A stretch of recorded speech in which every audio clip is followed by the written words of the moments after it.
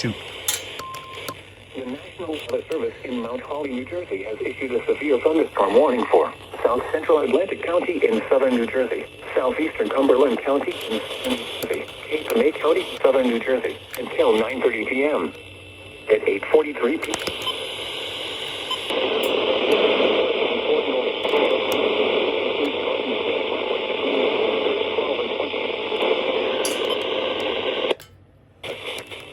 Source: Automated Surface Observing System. What? Impact: damage to roof.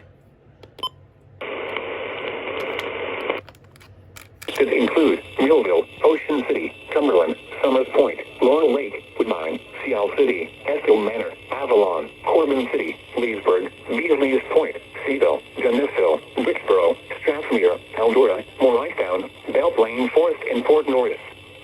This includes Garden State Parkway between mile markers 12 and 28.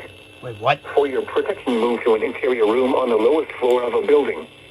Repeating, a severe thunderstorm warning has been issued until 9:30 p.m. for the following counties in New Jersey: Atlantic, Cape May, and Cumberland. Wait, what?